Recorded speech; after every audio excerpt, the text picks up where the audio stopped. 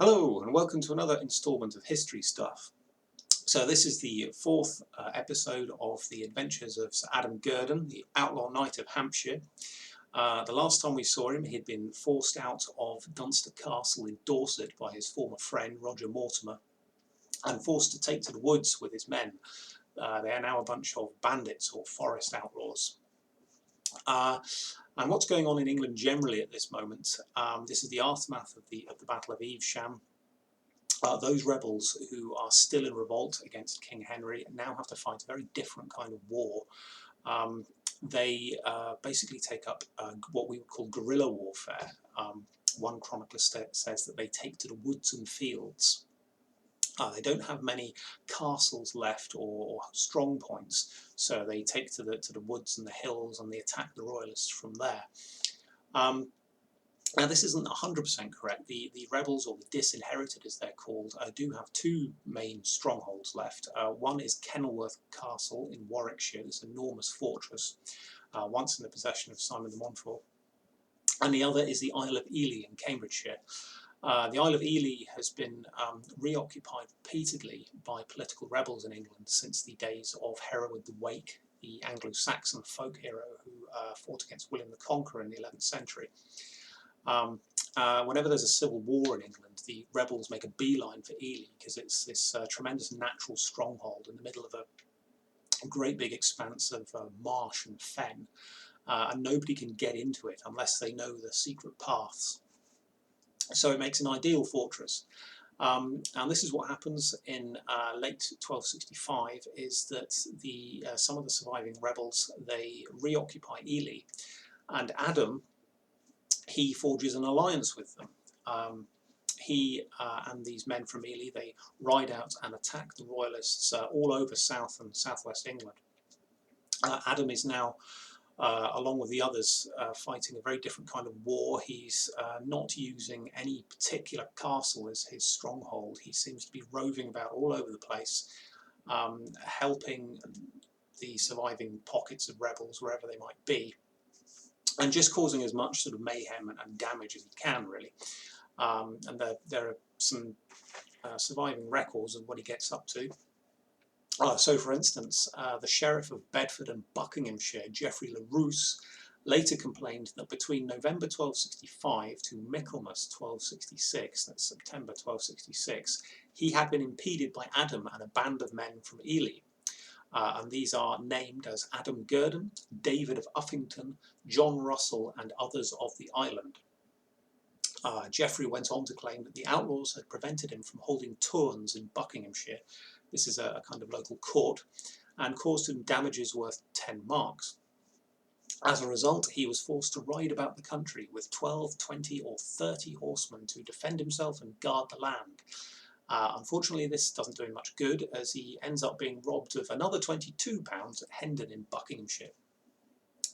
So Adam, as I said, he's roving about the place, making a real nuisance of himself. And he finally comes to the attention of the government, and none other than the Lord Edward Longshanks himself, later Edward I, son and heir of the king, Henry III.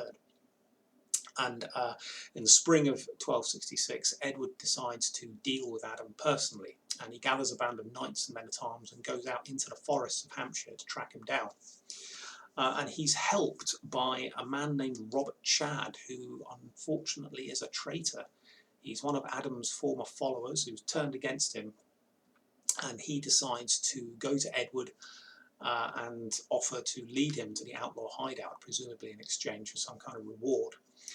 And what happens next is described by the Annals of Dunstable Priory in Bedfordshire. I'll read it out. About Ascension Day, Sir David de Uffington, Adam Gurdon, and 80 horsemen came to Shortgrave in Bedfordshire, and stayed a day and night eating, and next day carried away all that they could, and making off towards the Chiltern and Cunbell to Alton Wood, were followed by Prince Edward, conducted by their comrade Robert Chadd, who had deserted them. So Robert Chadd, who we don't know otherwise anything about, is clearly Adam's very own Judas. This is proper classic betrayal, 30 pieces of silver stuff. And what happens next causes quite a stir in most of the major English chronicles of the period. And it's very dramatic. Edward and his men, as soon as they see the outlaws inside their camp in Alton Wood in Hampshire, they attack them immediately. And Edward engages in single combat with Adam Gurdon. This is described in detail by several chronicles, which is what you might expect, because it's not every day that the heir to the throne risks his life in a duel with an outlaw. It's the sort of thing that Richard the Lionheart might have done, but it's by no means common. And my favourite account of the duel is by Thomas Wykes, who is a contemporary English chronicler and might well have been working from first-hand accounts. His version has got quite a lot of detail, and it sounds quite convincing, because it sounds quite messy. I mean, as far as Edward is concerned, of course, this is manna from heaven, because Edward is, as a lot of people know, he's quite obsessed with the legend of King Arthur. He likes to dress up as King Arthur. He likes to hold these peculiar tournaments where he dresses up as Arthur, and he makes his knights dress up as the Knights of the Round Table, Sir Lancelot, Sir Bedivere, all those people. And in many ways he seems to perceive himself as almost like Arthur's heir, that he's Arthur reborn. And one of the recurring themes in the Arthurian legend, of course, is the duel with the Black Knight in the forest. This is something that happens quite often. It's quite a repetitive story.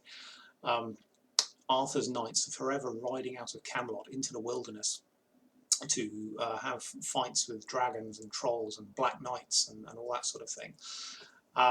So when Edward is presented finally with the opportunity to actually do something like this himself, he's almost, he's quite carried away. He's like, oh, thank God, finally I get to do this. I get to live the dream. And according to Wykes, this is what he does. So I've got Wykes in front of me. So he says that, boldly unsheathing his sword, Edward rushed into them, the outlaws.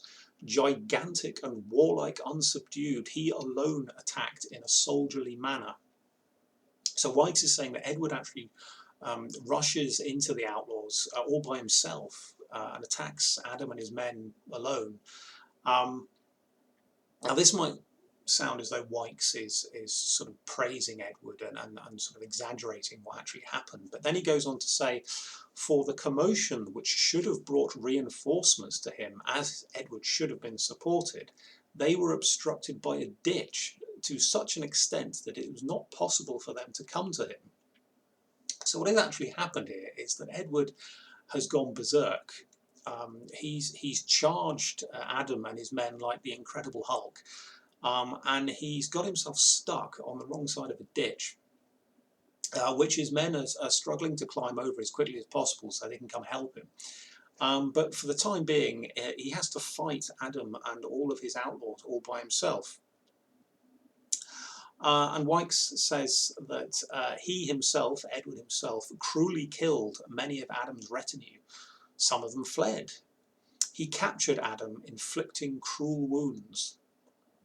And this tallies with other accounts, which says that Edward fights Adam in single combat. For instance, there's another account by the chronicler of Westminster, who says that the king, son of the king, fought manfully with the same Adam, but finally Adam surrendered wounded. And his boldness commended him to Edward, so Edward is impressed with his bravery. And the prince orders catch forms, which seem to be a type of bandage or blood catcher, to be placed near to the stabbed wounds. So Adam has been quite badly hurt.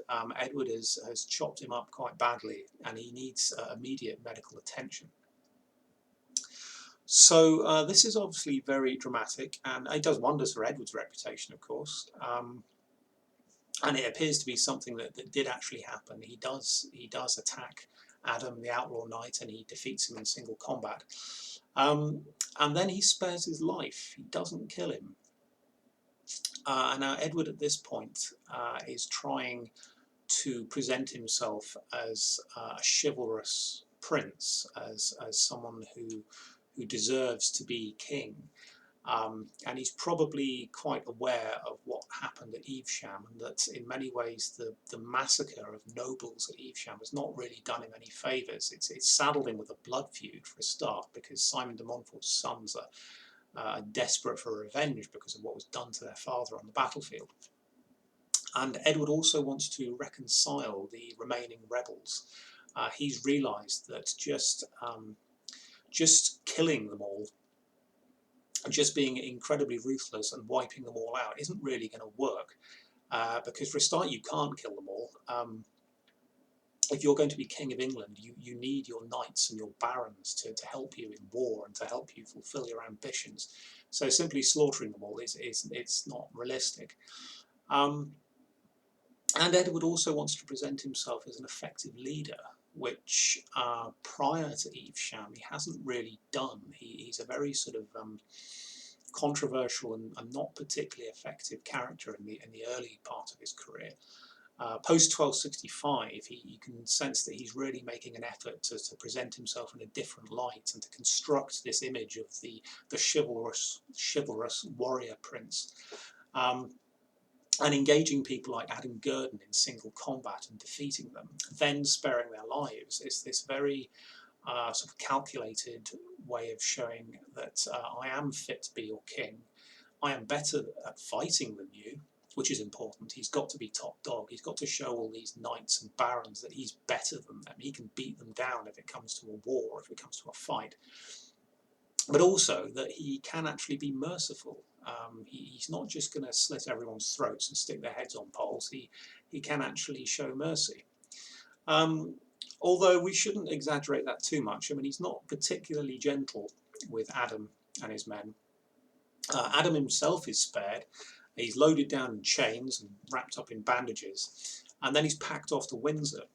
And Edward cracks this quite sort of brutal joke. He says that, oh, well, Robert the Ferrers will no longer lack for a companion.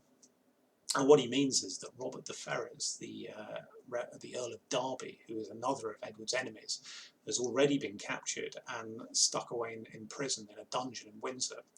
And now Adam Gurdon is going to be sent to join him, so they can sit in their dungeon together and sort of hold hands and exchange sob stories. But at least Adam's alive. Edward spared him. Unfortunately, Edward does not spare Adam's men. Those who have not been killed in the fight are rounded up, and the Chronicle, the Westminster Chronicle, gives a very brief account of what's done with them. Truly his companions Edward ordered to be hanged in the oaks of the wood. So they're all hanged, all of Adam's men, or about 80 men, probably a few more. A few knights among them, knights and squires, but mostly peasants. And these are the men, the hardcore of Adam's support, who joined him in Dorset. And they joined him probably out of sort of idealism, really, out of a desire to fight for a cause, to fight for a better future, a better tomorrow, if you like. And their fate is to just be strung up in the trees around their camp in Hampshire. And if you can imagine that, about 100 men dangling from the trees inside this forest. It's quite a macabre image, sort of swaying gently in the breeze.